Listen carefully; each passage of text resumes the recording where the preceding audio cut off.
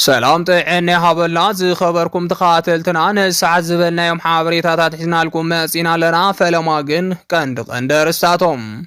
لوخات تقرأي تمالين اب سودان كم ستقوعازو زقل زينا وسيوم ستساته وكلت تمزابلت زوا معراب تقرأي زوكلوهم شدشت ابالات داقم مس دكتور دبرزين تراخيوهم منقست بالتقناني ايرترايان كم زعفنا زقل حابريتات غالحهم تقادل تقرأين ابزوا معراب مئتاو كم زجمرو زقل زينا وسيوم زيوم من كالوتنا لونا حجد ما نابزر زروم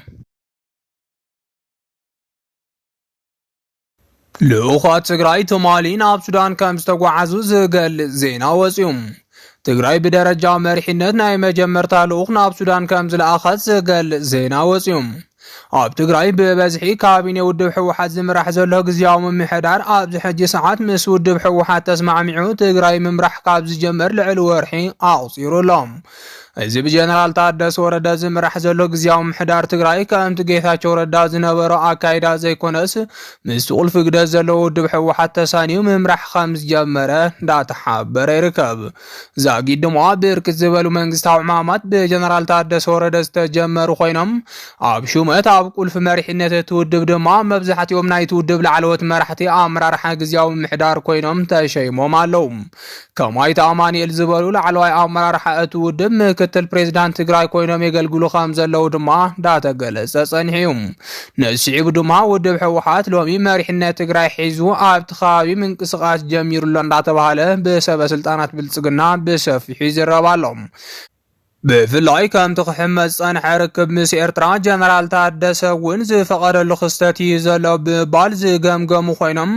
እቲ ውድብ ኣብ ግዝያዊ ምሕዳር ዝለዓለ ኢድ ከም ዘለዎ ምሕባር ስዒቡ ምስ ጎረቤት ሃገራት መንግስታዊ ርክብ ይገብር ከም ዘሎ ይገልጹም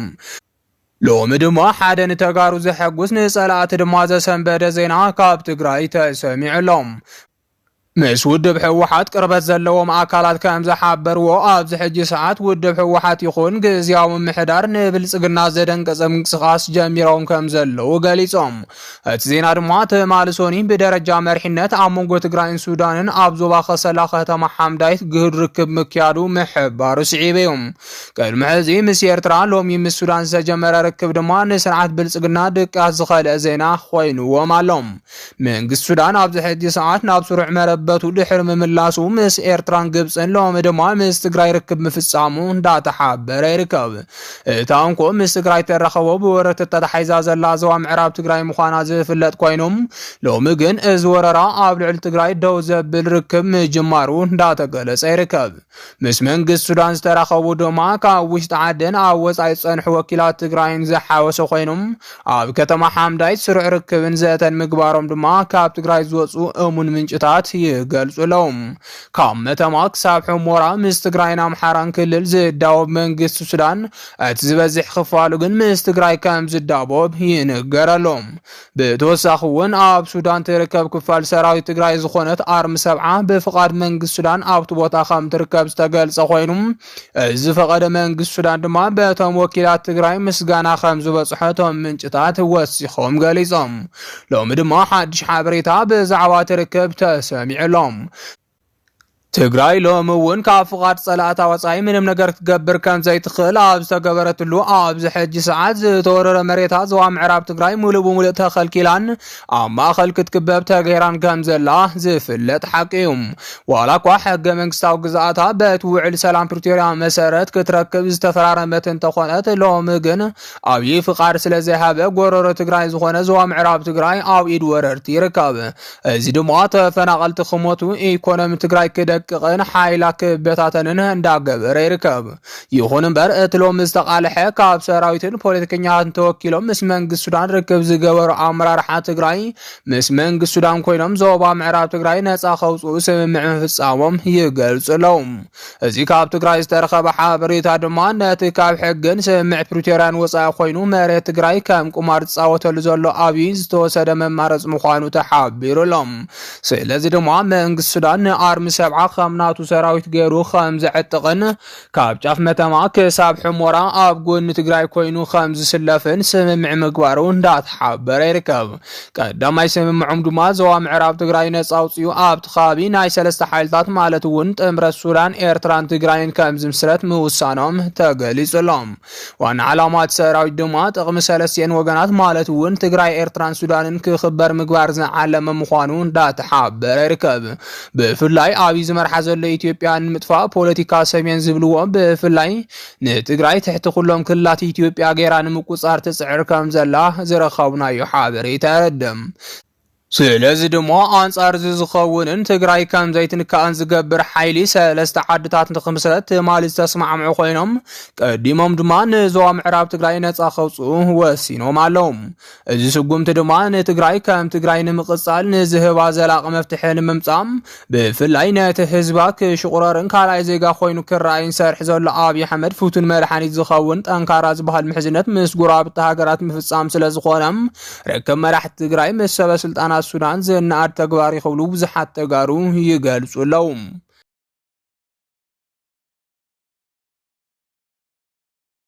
سلسات وكلت تمزابلت زوا معراب تግራይ ዝወከልዎም ሽድሽተ ኣባላት ዳግም ምስ ዶክተር ደብረጽዮን ተራኺቦም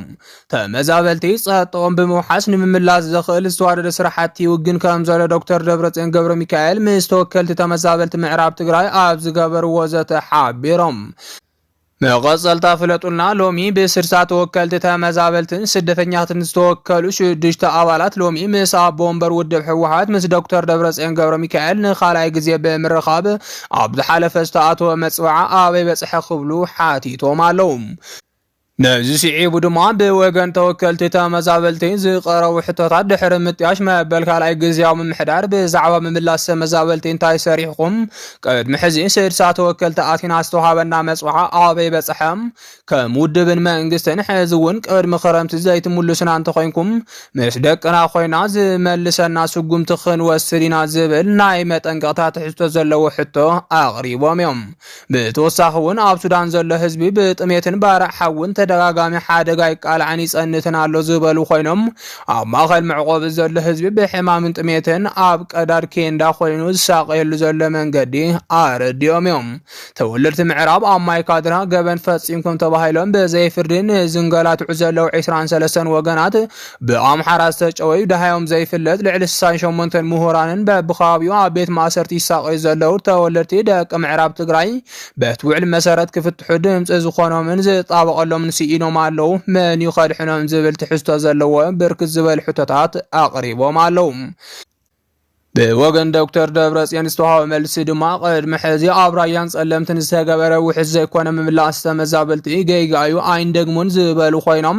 ተመዛባልን ስደተኛን ጸጥኡ ሕስኑ ሓልዩ ዝምለሰሉ ቃልሲ ንገብሪና ብምባል ተመዛባሊ ምስ ሰራዊቱ ከም ዝምለሱ ኣንፈት ይብሎም ውድብ ሕወሓት ግዝያዊ ምምሕዳርን ሓይልታት ጸጥታን ምምላስ ዘኽእል ዝተዋደደ ልዝብ ይገብሩ ከም ዘለው ዝገለጹ ዶክተር ደብረጽዮን ዘሎ ምዕባለን ውሳነን ምስቲ ኮሚቴ ኮይና ክንሰርሕ ኢናይሎም ኣለዉ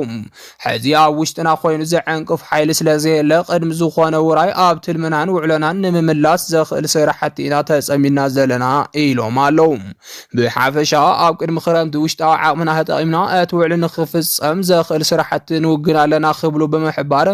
ነቶም ተመዛበልቲ ተስፋ ሂቦም ኣለዉ እዚ ዜና ድማ ንብዙሓት ተጋሩ ዘሐጉስ ዘሎ ኮይኑ ብፍላይ ሰራዊት ትግራይ ምስ ተመዛበልቲ ናብ ዞባ ምዕራብ ከም ዝኣቱ ምሕባር ስዒቡም እቲ ክሕመፅ ፀንሐ ምእታው ኣርሚ ሰብዓ ጋህዲ ከም ዝገበር እንዳተሓበረ ይርከብ ኣብዚ ሕጂ ሰዓት ኣርሚ ሰብዓ ምስቲ ኣብ ሱዳን ዝርከብ ተመዛባሊ ዞባ ምዕራብ ትግራይ ተሰዲዱ ከም ዝርከብ ዝፍለጥ እዩ ይኹን እምበር ካብ ቀረባ ግዜ ጀሚሩ ሓድሽ ምንቅስቃስ ይገብር ከም ዘሎ ምሕባር ስዒቦም ብደመቀ ዝምርሑ ወረርቲ ሓይልታት ኣስጊኡ ይርከብ بفلاي حد وتهدروا ምንጭታት ይሕብርዎ ከም ዘለው ድማ ሰራዊት ትግራይ ኣብ መዋሰን ሱዳንን ሕሞራን ዝነበሩ ወረርቲ መጥቃዕቲ ከፊቱ ካብቲ ከባቢ ከም ዘባረሮም ክግለጽ ጸኒሖም ነሲዑ ድማ ውድብ ሕወሓት ዝመርሖ ወተሃደራዊ ኮማንድ ሰራዊት ትግራይ ኣብ ልዕሊ ዞባ ምዕራብ ትግራይ ናይ ሓይሊ ስጉምቲ ከም ዝወሰደ እንዳተገለጸ ይርከብ እዝነ ሓይሊ ሰጉምቲ ድማ ለክዕ ከምቲ ኣብ ትግራይ መፈንቅለ መንግስት ገይሮም ሓድሽ ፕሬዝዳንት ኣብይ ዘጽደቀሎም ኣብ ምዕራብ ትግራይ እውን ተመሃሳል ነገር ፈጺሞም ህዝብ ትግራይ ምስ መንግስት ፌደራል ክደራደሩ ከም ዝደልዩ ይግለጽ ኣሎም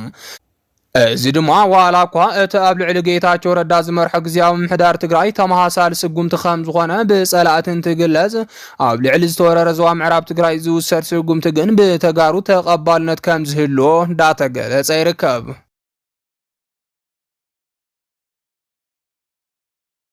መንግስት ብልጽግና ንኤርትራውያን ከም ዝዓፈነ ዝገልጽ ሓበሬታ ተቃሊሑም ኣብ ልሕጂ ሰዓት ኣብ ከተማ ኣዲስ አበባ ብርክት ዝበሉ ኤርትራውያን ኣብ ከቢድ ግፋ ምህላዎም ዝገልጽ ሓበሬታ እንዳተቃልሐ ይርከብ። ኣብይ ኣሕመድ ብምኽንያት ምስ ኢሳያስ ኣፈወርቂ ፈጢርዎ ዘሎ ሕማቕ ርከብ ኣብ ኣዲስ አበባ ዘለዉ ኤርትራውያን ኣብ ከቢድ ግፋ ንክህልው ምኽንያት ከም ዝፈጠረ እንዳተሓበረ ይርከብ። በዚ መሰረት እውን ብርክት ዝበሉ ኤርትራውያን ኣብዚ ሕጂ ሰዓት ብናይ ኣዲስ አበባ ፖሊስ እንዳተኣሰሩ ምህላዎም ይግለጽ ኣሎም። እቶም ቅድሚ ሕጂ ዋና ተሓበርቲ ፖሊስ ፌደራል ብምዃን ተጋሩ ብምጥቋም የእስሩን የንገላትዑን ዝነበሩ ነበርቲ ኣዲስ አበባ ዝኾኑ ኤርትራውያን ኣብዚ ሕጂ ሰዓት ንባዕሎም ክሕፈሱ ከም ጀመሩ ተሓቢሮም። በዚ መሰረት እውን ብርክት ዝበሉ ኤርትራውያን ቅድሚ ሕጂ ዝነበረ ናይ ተጋሩ ዕድል በፂሕዎም ኣብ ከቢድ ግፋ ምህላዎም ድማ ይግለጽ ኣሎም። ክሳብ ሕጂ ከዓ ብርክት ዝበለ ቁፅሪ ዘለዎም ኣብ ኣዲስ አበባ ዝነበሩ ተወለድቲ ኤርትራ ዝኾኑ ሰባት ከም ዝተኣሰሩ እንዳተገለጸ ይርከብ። ብተወሳኺ እውን ብፍቃድ ኣብይ ኣሕመድ ይኹን ብሕቡእ ኣብ መላእ ኢትዮጵያ ተዘርጊሖም ዝነበሩ ናይ ሻዕብያ ሰለልቲ ሕጂ ክእረዩ ከም ዝጀመሩ ተሓቢሩሎም። እዚ ድማ ኣብ ኢትዮጵያ ዝነበሩ መሓውር ኢሳያስ ሙሉእ ብምሉእ ንምስባር ከም ዘኽእል እንዳተሓበረ ይርከብ። ሎሚ ብምኽንያት ዝጀመረ ሕማቕ ርክብ ኣብ መንጎ ክልቲኦም ኣካላት ድማ ክልቲአን ሃገራት ናብ ኩናት ከየምርሓ ስግኣት ፈጢሩሎም። ብፍላይ ድሕሪ ምጅማር ምንቅስቓስ ንወደብ ዓሰብ ብወገን ሻዕብያን ብልጽግናን ከቢድ ዝኾነ ወተሃደራዊ ምንቅስቃስ ከም ዝተጀመረ እንዳተሓበረ ይርከብ። ዝኸበርኩም ተኸታተልትና ንሰዓት ዝበልናዮም ሓበሬታታት ነዚኦም ይመስሉ ነይሮም። ንምክትታልኩም ካብ ልብና መስግን።